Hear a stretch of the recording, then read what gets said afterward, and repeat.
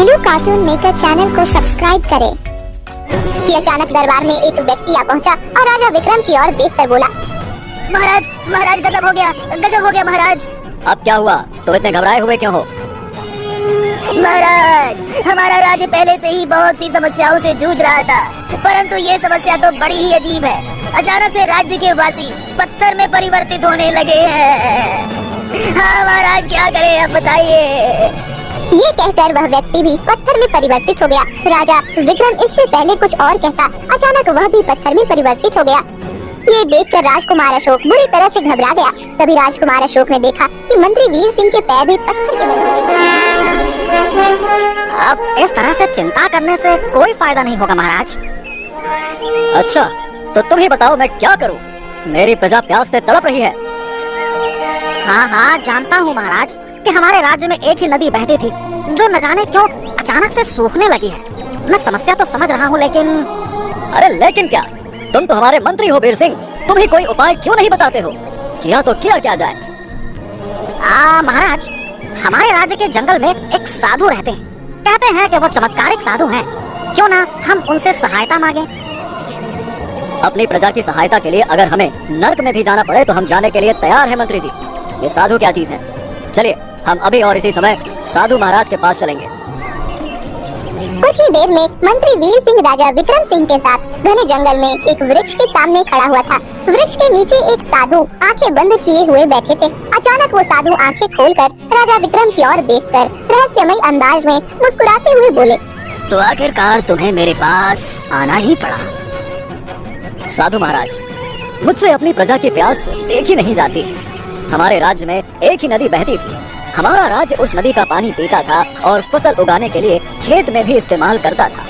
उस नदी की वजह से हमारे राज्य में हरियाली ही हरियाली थी, परंतु पिछले कुछ वर्षों से वर्षा भी नहीं हुई और नदी भी लगभग सूख चुकी है महाराज। राजन, मैं केवल इतना जानता हूँ कि इस विपत्ति का रहस्य अतीत की गहराइयों में छुपा हुआ है। साधु की बात सुनकर राजा विक्रम अपने मंत्री वीर सिंह के साथ अपने महल आ पहुँचे। तभी राजा विक्रम की एक दासी दौड़ती हुई आकर बोली, गजब हो गया महाराज, गजब हो गया। क्या बात है? तुम इतनी घबराई हुई क्यों हो? महाराज, आपकी इकलौती पुत्री राजकुमारी चंद्रलेखा अचानक से पत्थर की बन गई। ये क्या बकवास कर रही हो तुम? महाराज, मैं सच कह रही हूँ। मैं राजकुमारी चंद्रलेखा के साथ उनके कक्ष में बातें कर रही थी। अचानक ये मेरी आंखें के सामने देखते हुए पत्थर में परिवर्तित हो गई। दासी की बात सुनकर राजा विक्रम दौड़ता हुआ अपनी पुत्री के कक्ष में पहुंच गया। तभी वहां पर राजा विक्रम की पत्नी रानी रुक्मणी आ पहुंची और अपनी पुत्री को पत्थर का बना हुआ देखकर रोती हुई बोली, ये क्या हो रहा है? पहले तो राज्य में कि वह नदी सूख गई। नदी सूखने की वजह से हमारा राज्य हरियाली से सूखे में परिवर्तित हो गया और मेरी बेटी पत्थर की बन गई। अरे ये क्या हो रहा है? मेरी तो कुछ समझ में नहीं आ रहा रुक्मणी की आखिरकार ये सब हो क्या रहा है? इतना बोलकर राजा विक्रम मंत्री वीर सिंह से बोले, जल्दी से मेरे पुत्र राजकुमार अशोक को यहाँ पर बुलाओ। अब महाराज, राजकुमार अशोक शिकार पर गए हुए हैं। हमें उनके लौटने की प्रतीक्षा करनी होगी। वाह वाह वाह वाह वाह, हमारा राज्य पानी की एक एक बूंद के लिए तरस रहा है, मगर हमारे राजकुमार अशोक का शिकार करने का शौक ही खत्म नहीं हो रहा है। अरे आखिरकार उन्हें क्या आवश्यकता थी इस समय शिकार पर जाने की? महाराज, मैंने राजकुमार अशोक को समझाया था और साथ ही साथ उनसे ये भी कहा था कि उन्हें इस समय अपनी प्रजा के पास रहना चाहिए। परंतु आप तो जानते हैं राजकुमार अशोक कितने जिद्दी हैं, कहाँ सुनते हैं वो किसी की। राजा विक्रम मंत्री वीर सिंह के साथ अपनी पुत्री के कक्ष से बाहर निकल आया और राज दरबार में बैठकर अपने पुत्र राजकुमार अशोक का इंतजार करने लगा। इधर राजकुमार अशोक अपने 2 सैनिकों के साथ घने जंगल में खड़ा हुआ शिकार की तलाश में इधर उधर देख रहा था कि तभी एक सैनिक राजकुमार से बोला, राजकुमार, हमें लगता है कि हम घने जंगल की ओर निकल आए हैं। अब हमें वापस चलना चाहिए। तुम जानते हो सैनिक कि मैं जब भी जंगल में आता हूँ शिकार किए बगैर वापस नहीं जाता। क्षमा चाहूंगा राजकुमार अशोक। ऐसा है कि हम जंगल के जिस हिस्से में खड़े हैं, कहते हैं कि जंगल का ये हिस्सा बहुत ही रहस्यमयी है। तुम कहना क्या चाहते हो? यही कि यहाँ पर बड़ी ही आश्चर्यचकित घटनाएं होती हैं राजकुमार। इस जंगल को लेकर अपने राज्य में भी अजीबोगरीब अफवाहें फैली हुई हैं। सैनिक ने इतना कहा ही था कि तभी उन तीनों के कानों में शेर की गुर्राहट का स्वर टकराया। तुम दोनों चौकन्ने रहो, मुझे लगता है कि शेर यहीं आसपास ही है, ध्यान से। तभी राजकुमार की नजर एक पेड़ के नीचे खड़े हुए एक शेर पर पड़ी जो राजकुमार को बुरी तरह से घूर रहा था। राजकुमार अशोक ने तुरंत तीर धनुष में चढ़ा दिया और बड़ी फुर्ती से उसे शेर की छाती पर वार कर दिया। अगले ही पल तीर शेर की छाती में घुस गया और शेर घायल होकर जमीन पर गिर पड़ा। शेर के गिरते ही राजकुमार अपने दोनों सैनिकों के साथ शेर के नजदीक आकर घायल शेर को देखने लगा। अचानक शेर वहाँ से गायब हो गया। यह देखकर राजकुमार और दोनों सैनिक बुरी तरह से आश्चर्य में पड़ गए। ये शेर कहाँ गायब हो गया? राजकुमार अशोक, मैंने आपसे कहा था कि हम जंगल के जिस हिस्से में खड़े हैं वो जंगल का बहुत ही रहस्यमयी हिस्सा है। हाँ, और मैंने भी आपसे कहा था कि यहाँ पर बड़ी ही आश्चर्यजनक घटनाएं होती हैं राजकुमार।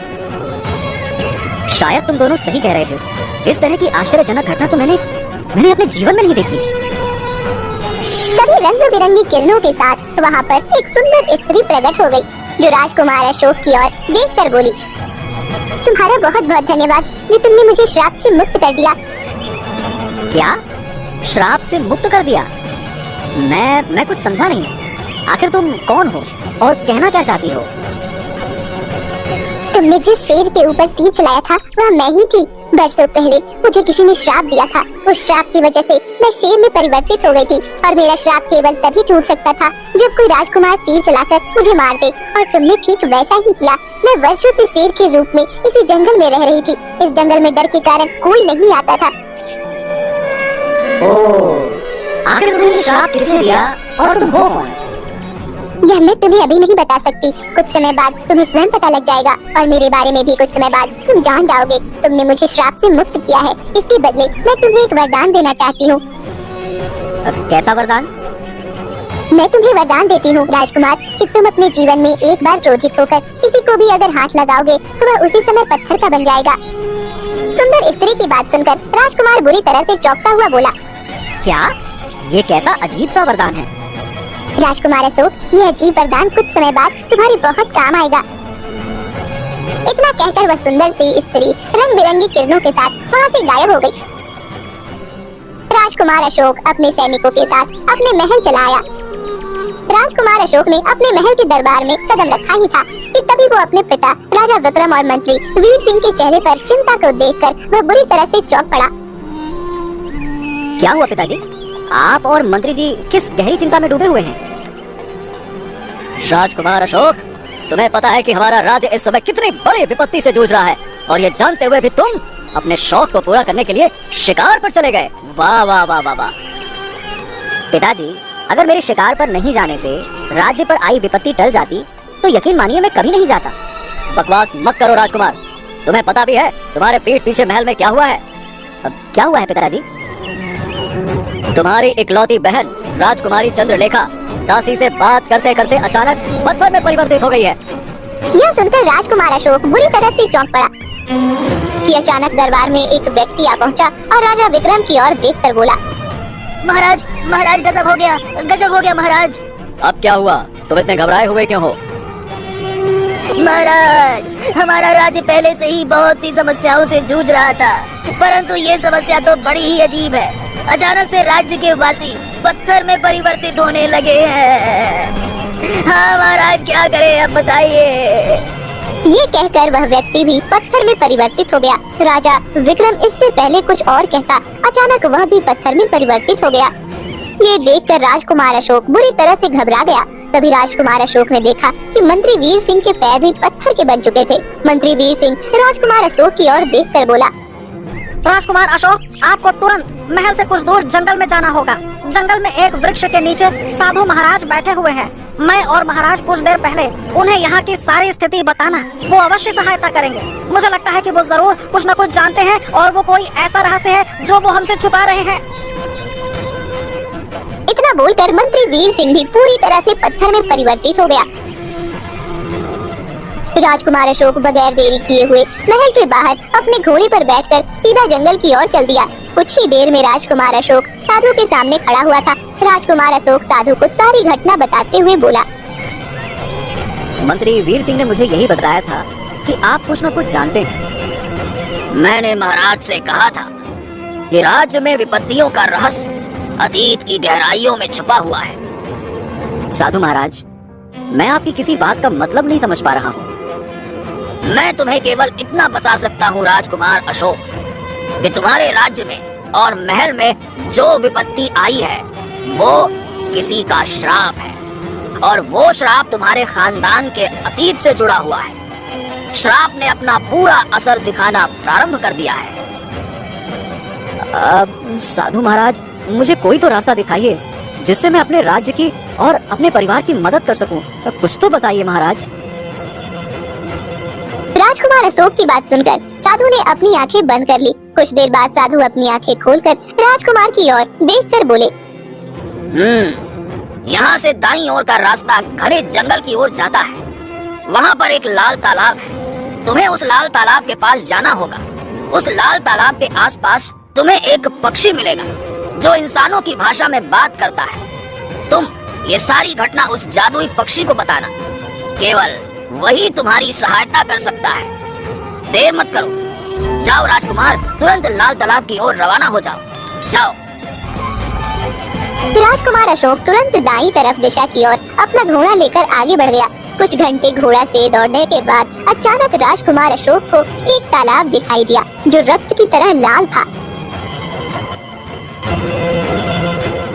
शायद यही वो लाल तालाब है जिसके बारे में मुझे साधु महाराज ने बताया था। तभी राजकुमार अशोक के कानों में एक आवाज टकराई।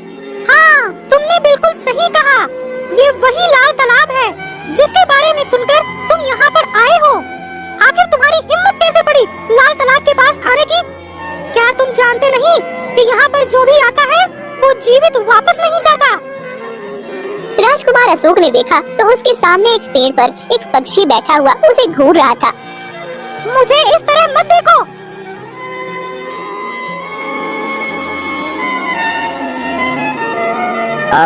मुझे तो बताया गया था कि यहाँ पर एक पक्षी मिलेगा जो इंसानों की तरह बात करेगा।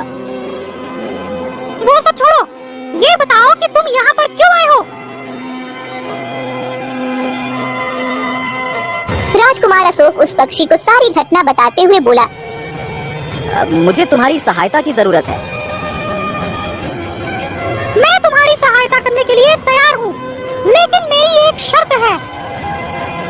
कैसी शर्त? तुम्हें इस लाल तालाब में एक डुबकी लगानी पड़ेगी, परंतु डुबकी लगाने से पहले एक बात जान लो। इस लाल तालाब में अगर 10 व्यक्ति डुबकी लगाते हैं तो उसमें से केवल एक व्यक्ति ही जीवित बचता है। अब ये तुम्हारी किस्मत पर निर्भर करता है कि तुम उन 10 व्यक्तियों में से कौन से व्यक्ति होगे। मैं अपने परिवार और प्रजा के लिए अपनी जान तक दे सकता हूँ, और अगर मुझे उनकी सहायता करने के लिए इस कड़ी परीक्षा से गुजरना पड़ेगा तो मैं तैयार हूँ। इतना बोलकर राजकुमार अशोक सीधे लाल तालाब में कूद गया और कुछ ही देर बाद तालाब से बाहर निकल आया। वाह! ये तुम्हारे लिए एक छोटी सी परीक्षा थी राजकुमार अशोक, ये जानने के लिए कि तुम्हारे दिल में अपने परिवार और प्रजा के लिए प्रेम है भी या नहीं। लेकिन तुम तो वाकई में बहुत ज्यादा बहादुर हो। मैं अपने राज्य में और अपने परिवार में आई विपत्तियों का रहस्य जानना चाहता हूँ। तो मेरी बात गौर से सुनो। बरसों पहले तुम्हारे राज्य में तुम्हारे पूर्वज में से राजा आदित्य नाम का क्रूर शासक रहा करता था।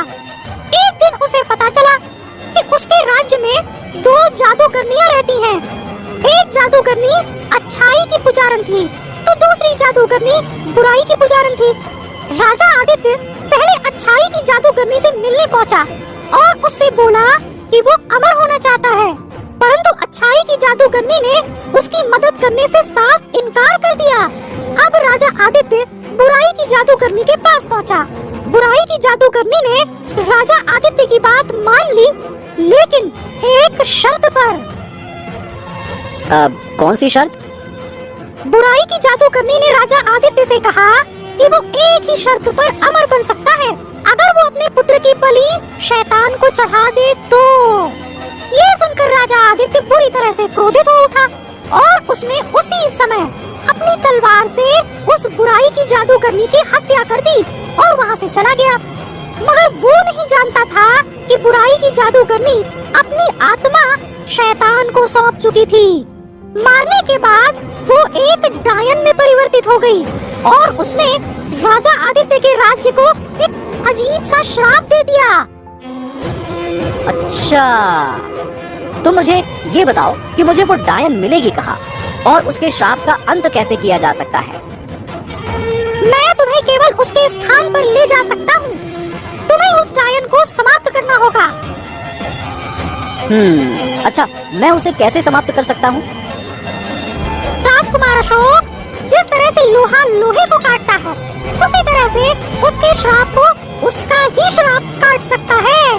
इससे ज्यादा मैं तुम्हें कुछ नहीं बता सकता। अगर इससे ज्यादा मैं तुम्हें कुछ भी बताऊंगा तो मैं भी पत्थर का हो जाऊंगा। राजकुमार अशोक गहरी सोच में डूबता हुआ उस पक्षी की ओर देखता हुआ बोला, ठीक है, तो फिर मुझे वहाँ ले चलो जहाँ वो डायन रहती है। राजकुमार अशोक ने इतना कहा ही था कि तभी वो पक्षी सीधी दिशा की ओर उड़ने लगा। राजकुमार अशोक अपना घोड़ा उस पक्षी के पीछे दौड़ाने लगा। कुछ ही देर में वह एक खंडहर के बाहर खड़ा हुआ था। पक्षी राजकुमार अशोक की ओर देखकर बोला, तुम्हें इस खंडहर के अंदर अकेले जाना होगा। राजकुमार अशोक निडर होकर उस खंडहर के अंदर घुस गया। अंदर घुसते ही उसने देखा कि एक बड़ी भयानक दिखने वाली औरत खंडहर के अंदर बैठी हुई थी और उसके सामने कुछ लकड़ियां जल रही थी। अचानक वो भयानक औरत, जो कि एक डायन थी, राजकुमार अशोक की ओर देखकर बोली, तेरे शरीर की गंध बता रही है तू राजा आदित्य के वंशजों में से है। तू यहाँ पर क्यों मरने के लिए आ गया? आज रात अमावस्या की रात है। जैसे ही अमावस्या की रात खत्म होगी तू भी पत्थर का बन जाएगा। हाँ, तुमने सही पहचाना। मैं यहाँ से डर कर जाऊंगा नहीं, बल्कि मैं तो तुम्हें समाप्त करने आया हूँ। इतना बोलकर राजकुमार अशोक ने अपनी तलवार निकाल दी। तलवार को देखकर वह डायन उठकर खड़ी हो गई और बड़ी ही फुर्ती से राजकुमार अशोक के पास आ गई। अचानक उस डायन ने अपने नुकीले पंजों से राजकुमार के शरीर के ऊपर वार कर दिया। राजकुमार अशोक बुरी तरह से क्रोधित हो उठा और उसने क्रोधित अवस्था में उस डायन के शरीर को कसकर पकड़ लिया। अगले पल ही वो डायन पत्थर में परिवर्तित हो गई। ये देखकर राजकुमार अशोक आश्चर्यचकित रह गया। तभी खंडहर के अंदर वही पक्षी आ पहुंचा। देखते ही देखते वह पक्षी रंग बिरंगी करने के साथ एक सुंदर पुरुष में परिवर्तित हो गया। अगले ही पल वहाँ पर वही सुंदर स्त्री भी प्रकट हो गई, जो राजकुमार अशोक को जंगल में मिली थी। राजकुमार आश्चर्य से सुंदर पुरुष की ओर देखकर बोला, ये क्या रहस्य है? तुमसे मैंने कहा था कि श्राप का काट उसका ही श्राप है।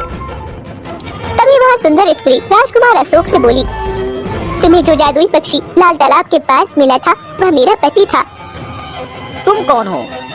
और तुम कौन हो? मैं इस डायन की सगी बहन हूँ और छाई की जादूगरनी। जब राजा आदित्य ने इसकी हत्या कर दी और यह डायन बन गई, तब मैं और मेरे पति थे इसके श्राप के काट का रहस्य जानते थे। जैसे ही मेरी बहन को यह बात पता लगी तो उसने मुझे एक शेर में परिवर्तित कर दिया और मेरे पति को एक पक्षी में परिवर्तित कर दिया। जब तुम मुझे जंगल में मिले तो मैं समझ गई कि तुम राजा आदित्य की ही पीढ़ियों से हो, इसलिए मैंने तुम्हें एक अजीब वरदान दिया। मेरी डायन बहन ने राज्य को श्राप दिया था कि वह सब पत्थर के बनने शुरू हो जाएंगे और उसके श्राप का काट भी यही था कि वह भी पत्थर की हो जाए। इसलिए जैसे ही तुमने गुस्से में आकर उसे स्पर्श किया, ये पत्थर की बन गई। अब सब कुछ सही हो चुका है। इतना बोलकर सुंदर स्त्री और वह सुंदर पुरुष वहाँ से गायब हो गए।